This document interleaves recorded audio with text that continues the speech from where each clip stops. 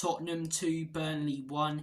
That was the full-time score today at the Lane. And look, I'm going to try and be positive because the sun is shining. It's a Saturday. Spurs have got all 3 points, 4 losses in a row. The losing streak is finally over. And there were some positives today. There were some really good performances in there. But there are a fair few negatives as well. And let's not beat around the bush. It wasn't the best Spurs performance. It was a typical Tottenham performance this season against the bottom half of the table team at home. We start quite slowly. Burnley take the lead. Pedro Porro looked like one of the only players who wanted to shoot, so he had a pop at goal and it goes into the back of the onion bag. But I'd say, in all honesty, from minute 1 to minute 70, the game was fairly even. Yes, we had all of the ball, but it don't mean anything if you don't do something with it. And I'd say both teams created fairly good chances. Both teams missed fairly good chances. Both teams had some good play. Both teams had some, poor play. It was very, very even. In my opinion, Ange Postecoglou's tactical changes and substitutions changed the game and got us all 3 points. Granted, in my opinion, he should have started with Mickey at left back. He should have started with Dragusin at left centre back.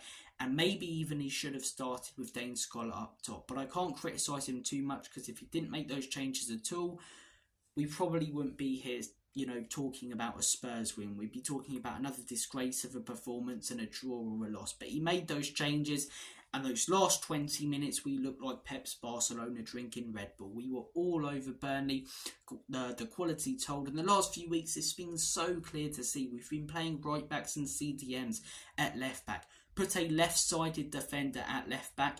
He's going to do the job better. And he did, especially because of how quick Mickey van der Ven is. He got his goal, well deserved. Dragusin did such a solid job at left centre back. And Dane Scarlett, whilst he didn't necessarily do a lot on the ball, he gave us that vocal point we were crying out for that Son just wasn't doing. Another poor performance from Son, by the way. I think most of the team stepped up in those last 20 minutes. And fair play, we have got the result. It brings back a little bit of positivity. It gives the team a little bit of confidence. Hopefully not too much confidence, because don't go beating Man City and handing the scum the title on Tuesday. But look, it's a win. We can be happy. We can enjoy our weekend. And there were a fair few negatives, in my opinion. There were. First half performance, not great. The quality looked fairly even. I get that if Burnley, fighting for their lives and part the bus, but they didn't. They were coming at us, and the performance should have been better. A lot of player performances. Son, Kulusevski, Johnson, again today, poor. How is Johnson missing that open goal? How? So many, we weren't even that great, but we could have won the game 5-1 with the chances that we had in those last 20 minutes. But as I say, there were some negatives, but there also were some positives. Ange Postecoglou's changes, I think the changes that came on were very, very positive. I think the defence, in all honesty, apart from Ollie Skip, were very solid today. Romero looked really, really good as per usual. Mickey van der Ven looked good. He looked phenomenal at left back when he was moved there. So don't play him there on Tuesday against Man City, but do it next Sunday against Sheffield United. And Pedro Porro, credit to him, very, very good performance from Pedro Porro. I think today relegates Burnley. I may be wrong. It may not be official. If it's not official, we know that's pretty much them. And I'd say that's Europa League pretty much secured now. I don't see Man United winning the rest of their games. I don't see Newcastle winning the rest of their games. And even if both of those teams do, we've just got to get, 1 point against Sheffield United. We should be able to do that.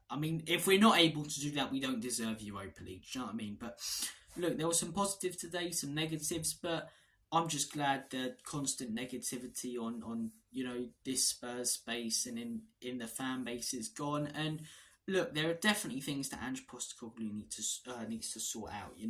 He needs to tweak his system. He needs to stop being so stubborn. But he did tweak it a little bit today, and we got results. And I hope that he can learn from that. I really, really do.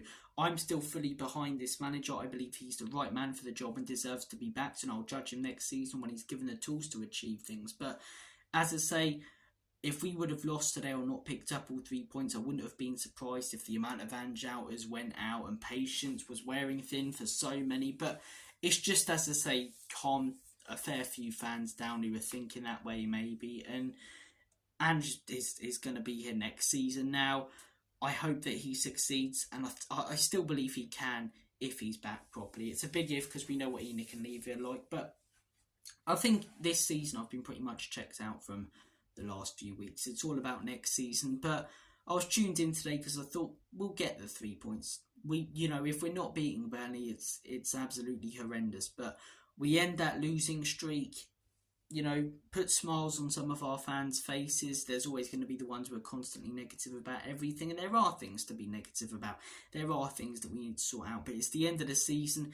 It's looking very likely that we're going to get Europa League. It's looking likely we're going to get 5th, and in my opinion, Europa League and 5th in a first season is a positive season. Look at where we were at the end of last season, right?